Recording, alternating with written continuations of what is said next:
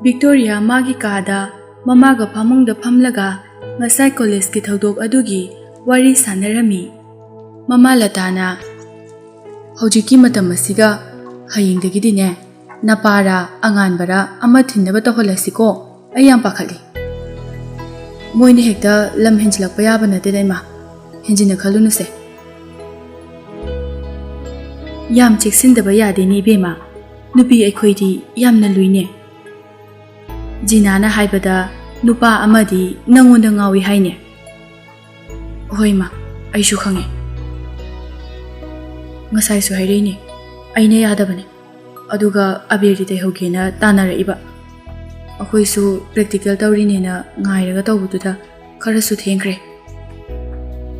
Angan badu machegi kada changlai. College ta mi amta laitra phau che hoina college ga doinu. Haina saurapna hanglai. Noina che hoyine practical tawni na ngairaga tawde. Adugi thengki bani. Adudagi thoklakpada abir ta yena tanarakpani. Yausangsu haudri. Abir khutaidu chumde. Akhoi su Thamoiban assembly lambido traffic police leramena DM college pharoga lakpani. Matamsu yam chanaba. Ai thengneramdradi ba kainoma thomusu yai. Aduni. Hayengdagidi ma akhoi che thinba lobu tawbase aina dum tawrage paikha su loire. Hoi ayuk thinbado nangi sanaba matamga phangjana roidro. Jegi class to pung 10 dagi hodaine. Nangna gari thawbudo tongbuki pabung thilange. Angan ba machede yengi. Mama na hoi phare napa sangdrakanda naupana silaga loire. Naupana ne pakhatana haijari bani. Victoria na angan bada khara pakhatna hanglai. Ngasai moi anido amta hagot haudi hoji kasu toromoidra. Kainom toramadi akhoida sataroidra. Angan bana karisu thausadana khomlai. Kasu torida je numi kharani gi jena kholaini. Hairaga angan bana makha tarai. Masai moigi mongdo kainom tawi. Masigi duna warning ni. Ai leiringaida chichegi matuna masokpa yaroi. Maupagi waduda Victoria mabukning nungsiduna mapi ira jeli. Angan bana babong su halakdri chakcha thosima chaklam lami. Hairam naga thoki. Hoi nakhuna saga do hamto omo. Angan ba chak chaba loiraga magi kada changlakpada phone call ama lakpaga mapa chane. Table da changsinduna phone du yengi Helena oirami. Call torine. Haiduna ngai hak yengi ngaida miss call takre. Phone du table da hek thambaga amuk call torai. Angan ba paikhatli. Kailerage. Kaidoramino. Sumlerambane. Thabak leitrati sum wari saba yadra. Khara oinana hairai. Sumhangbani da. Ada kainom haige. Hayo. Exam suloirabanina amta unase. Akhoi ani khak. Angan bana khali sum namjala ida sinu pisha. Exam manungda su adum unakridudi. Wari su nungtigi sanarisidi. Aduga manadi wa amasu hainingi. Sida haiba nungaitre. Angan ba amuk su khali masinu pishe patana ngami hai. Biki gi call laksilai angan bana hoi ai harake imanaba gi call ai anta paige ko. Hairaga call aduka I angan ba Biki gi call paikhatli. Kanano waiting ga laiduna. Debchan na demand ro. Biki ga Debchan ga call conference tawrakpani. Helena duni call dawsilaini. Adugi wane nangonda haige tawrise. Ngasai haige tawne. Warda loi chaikre. Debchan na anima amta hagot hodina kaisi toromoidra. Toromoida. Debchan na aisu thangta tamning eda. Hoji haige tawbo wado adu hairo. Helena do nupa yam khangnabane. नुपागा याम flirt तौनबने time pass ओइना अमगसु message थानबा अमगसु थानबा character फजदब नुपीने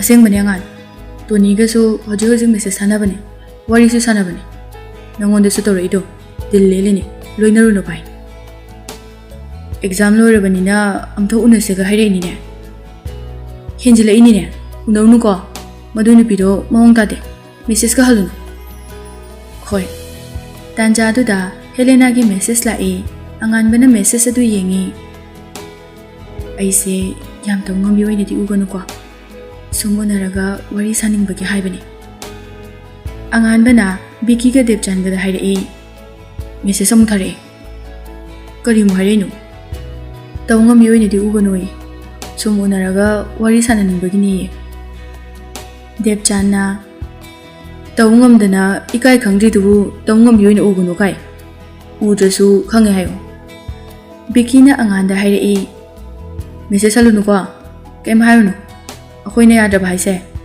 mark लेरबने अखोइना खंगब नुपीनिको लापथो बिकीना आई चाक चाबे कौरे आई थमगेको देवचानना आइसु थमगे अंगानबना होय गुड नाइट मखोय अहुमदो गुड नाइट हाइनरगा कॉल थमनै अंगानबना हेलेना की मेसेज तो नुंगाइररोय हाइदुना हल्ली उदेदा अदो हयेंग अयुंगना थबक ले तुमगेको हाइना हल्लगा फोन दो फमुंगदा मोन मखादा थमदुना तुमखी मपापुंग अचौदु मचा अंगानबगी कादा चंगलई अचौना तुमदोरबो ओय बाबो हयेंदगी सानबा मुक चतोइने वा मा हाइगे तौबनिने कई वानो बाबो अखोइगी लेमकोल आर्ट सेंटर की संगोई सना हाइब ड्रामादो हंदक नोवेम्बर की कॉम्पिटिशन यावब ngamnaba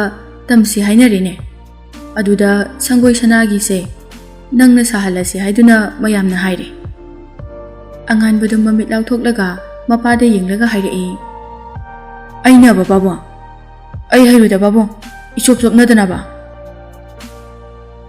आइना हौदोकदब नतेने डायरेक्टर ओइदोरिबा कका ब्रोजेना हौदोरकपनी मयामना लोइना यानरबने मयामना ने नंगना साहनसे हाइरे नंगोंदा डायरेक्टर अदुनसु मयामदुनसु कइनोमो उबगिनिने नंगोंदा थाजबगिनि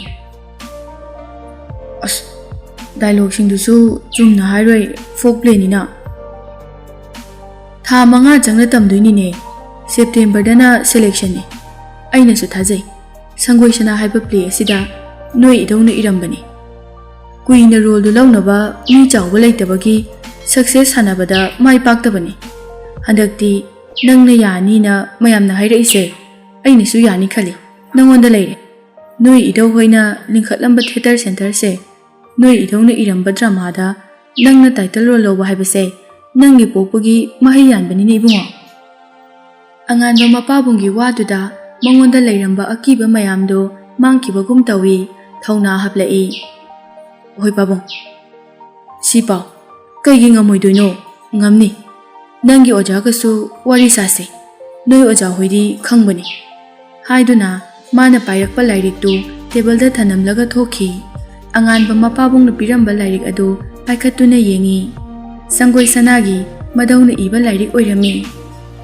नोंगाले अयुकी पुंग तरुक तारे तसेंगना लंगलबा अतियादा कोरौमा सुंगाना थोकली उचेक सिंगसु मचिनजाक थीबा कोई पाई पाइरी उसा अमदगी उसा अमदा तोंगली अंगानबा मागी सानबगी ट्रेक सुट सेतुना सानबा चटपगी मंगोलदा थोलई ममा लता कोरो खुरुंबा लोइरगा चंगलई ममाना हाइरई पुंग तरेता चटाइने ngasiदी ओंथोकना ngनख्रेदा ngana horeima sisu thengabane pung taruk dagi hore habane achawna sumangdagi amuk hairai horen ai lake ko oi babo haiduna magi cycle adu tongduna thoki sanafam dani anganbaga boichaga ta khausaba aurairi khausaba loiraga ta segra da yeptuna kurumaga ta singdu thampamda thami anganbaga boichaga du sor phipa khara kami boichana raun ani chongbasidi pachai he. Thaubana boicha nangi sau khaibaga setbaga do pibam soi hanjin aurai da baya kire ko. Sanjit na angan base exam gi matam khara lepu bodo masa ga si kemta phajan ba dine. Angan bana yumda khaga sane. Angan bana makha tara e handa program di kamai tawkhige. Sanjit na Susil di thang khara jabane. Susil na thang yana bodo magi ai phaijom da tana dana pangyan de yale. Phaijom ga phalyam segai gre. Thaubana program to amdai da charang na ganu haido adugini tournament gi amu practice hawradoini. Angan bana ngasi dagi hawradoro yamba. Thaubana hawroi yausang loi ga lakna bada hawni. Boicha na yausang se haying dagi ni ne. Sanjit na yausang manung se pura lepturi yamba. Thaubana ozana lepo haibane lakpa nungai roi ne. Tautingam na adudi aisu yum chaluke. Thaubana yum chataba kuiramani ne nangsho. Tautingam na tha manga muk sure mamang chahi gi October da chalubadagi chatre. Chalo yum su kuina thadokano. Angan bagi mapa pung achau sumang da gari thaujilai. Thaubana kaka haina kawi achau gari dagi komtharaga momo noklaga sanaba losilabo haina hangdai. Ngasi gi dilosile kaka. Angan ba koiso sangoida sanaba losinbagi humanga taithokduna isingga thaktana Susilna sanafamdu ising chaithoi. Achauna akoi angan ba sibu kamai tawrige. Thaubana madi takudasu pop tai thuna haigale. Akoi ajana luna yamna tawjabane. Mayamdagi special khara yawena. Madi thawai su yam yawi kaka. Achau momonno ojabu masangam dabro. Ojana rado mangol da thokda Thaubana ojadi thokbu thore. Lingsa jegaka haiduna punna ojagi nakta changminare oja mangol dagi haire angan bagi pabungla kakhatpiro. Achauna mangol makhada chapal lauthoi. Ojana yaujare sanuda.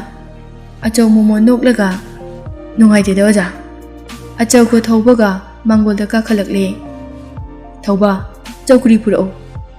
Thaubana nakandagi chaukri ama purai. Somda phambiu kaka. Achaudu chaukri adu da phamthai. Ojana noidi loisalabra haina thaubada hangi. Loisinjare oja. Pare pungsu 8 makhai tare. Angan bado sida law hayo. Oyoja haiduna mangolagi kumtharaga angan ba kawi. Angan basu magi beg paiduna boicha hoi ka pulap lai. Ojana angan bada haire pabung sulai kakalo. Angan badu mangol da kakhalai. Moi ataidu mangol makhada khara lep mathakta khara lep lairi. Angan ba mapabunga magi ojaga gi mayai da lepi. Achauna oza da wapam khara tana janingduna lakchabane. Oja aduna hekta takpiyo. Angan bagi oja se chahi 34 muk sure. Angan bagi mapabungna chahi 58 ni. Oza angan bagi mabudong na ibiramba drama ama sangoy sanase. Kuina mi matik chaba laitadana sanabase mai pakpa ngamdana adum leirakpani. Handaksi competition changba ngamnaba amukto hotnase na mayam meeting tawbada director masana su haudorakpani. Angan base sangoy sana sahansi haiduna mayam punna hainare. Masida ojaga su tana janingduna lakjaribane. Ojana harauna khumlai.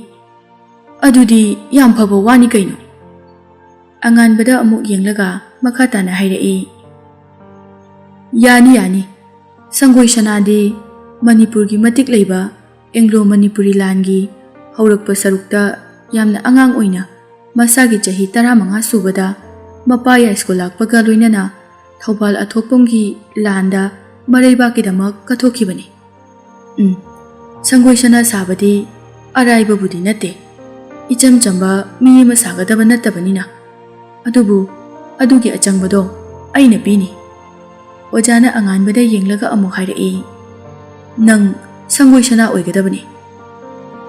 Anganbana mangonda leiramba thajadaba akiba pumba mangki. Ai sungamdaba honajage oza. Ojana achauda amuk hanglai. Tambadi karam kandagi hauba tare adudi. Mathang thadagi haugadabani. Magi tournament su laibanina nungdang oina tamhalage. Nungdindana coaching amusu chalhange. Yai. Sigi place sida nangna title role lobase nangi idaugi su thogal tawbani ko. Haina anganbada amuk hairai.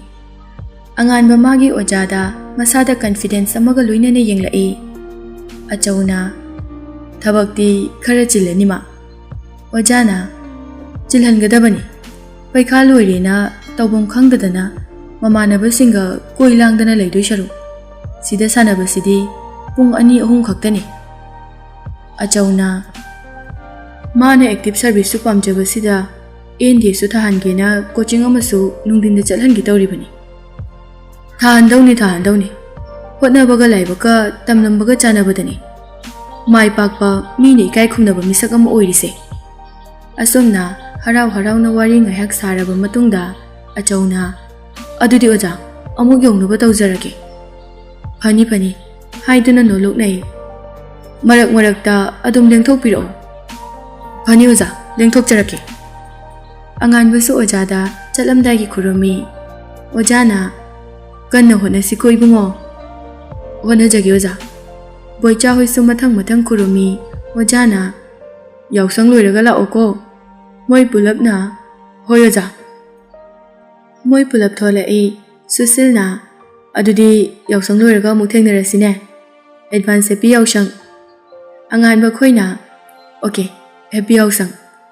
Magi chatnaki anganba cycle khara thodokpa haurakpada machebu ningsinglai. Anganba mathanta haijai. Pabungna la isidi cheche thingrajala. Haiduna cycle kanna thauki.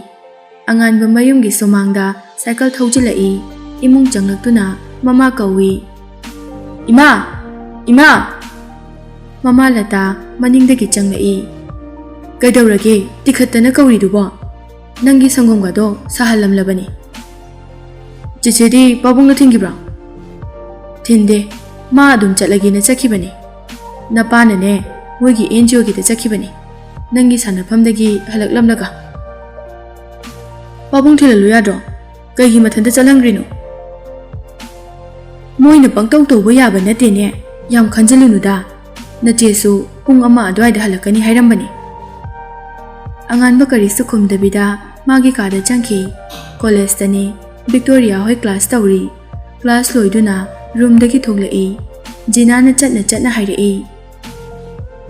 Jinana Jingsangi mamanaba anido ngasidi udine. Jingsangdi ngasai mathanda urami. Mataw laibina yamthina sojalo. Ngarang animak hogot hodabani. Victoria na adune aisu pakhalise. Akhoi anganbanadi kaisu tawroi numi kharani di chaina khulna nani hai. Khara pakhatna hairai. Jingsangse mathanda lepise. Jingsang DM Community College romgi gate manakta mi khara komba jagada mathanda leptuna leirami. Victoria hoi beranda da lakpa ubada prap changsilaktuna Victoria hoi gi mangda thatlaga saurapna hairai. Victoria Tony ga wangbagado. Ngarang nanaw nupana phubada Tony na ripta khara soe lengot pa phajana yadre. Wangbana yanglen saru lengba yahodre. Nanaw nupada lale hayalo. Natraga asopa layeng bataba. Jinana Maseda karantaba uradi mapana saurapa tabani. Aduso leithoktana chake tawraga phawbada noigi mi usitaba mawongdo adugi natro khuthanaraido. Aduda khuthanarapada Victoria gi mapana ngamkhibagi wani kaino. Ado magi manaw nupana phubada soabanina lale haibatabani. Adugi mathakta ꯑꯉꯥꯡ ꯃꯥꯅ ꯑꯍꯟꯗ ꯈꯨꯠ ꯊꯥꯔꯕꯅꯤꯅ ꯂꯥꯜꯂꯦ ꯍꯥꯏꯖꯕ ꯇꯥꯕꯅꯤ꯫ ꯃꯇꯧ ꯂꯩꯕꯤꯅ ꯈꯨꯠ ꯊꯥꯕꯗꯨꯁꯨ ꯅꯣꯏꯅ ꯍꯧꯕ ꯅꯠꯇ꯭ꯔꯣ? ꯆꯤꯡꯁꯥꯡꯅ ꯈꯨꯗꯣꯝꯕꯤ ꯁꯤꯡꯂꯒ ꯈꯣꯟꯒ ꯋꯥꯡꯀꯅꯣ ꯅꯨꯄꯤꯅ꯫ ꯒꯦꯠ ꯔꯣꯝꯗꯒꯤ ꯃꯈꯣꯜ ꯍꯧꯅ ꯆꯤꯆꯦ! ꯚꯤꯛꯇꯣꯔꯤꯌꯥ ꯍꯣꯏ ꯒꯦꯠ ꯔꯣꯝꯗ ꯌꯦꯡꯊꯣꯔꯛꯏ꯫ ꯑꯉꯥꯟꯕ ꯃꯥꯒꯤ ꯁꯥꯏꯀꯜꯗ ꯐꯝꯂꯒ ꯂꯩꯔꯝꯃꯤ꯫ ꯚꯤꯛꯇꯣꯔꯤꯌꯥ ꯉꯛꯅ ꯑꯉꯥꯟ꯫ ꯆꯤꯡꯁꯥꯡ ꯑꯉꯥꯟꯕꯗ ꯁꯥꯎꯅ ꯌꯦꯡꯉꯤ꯫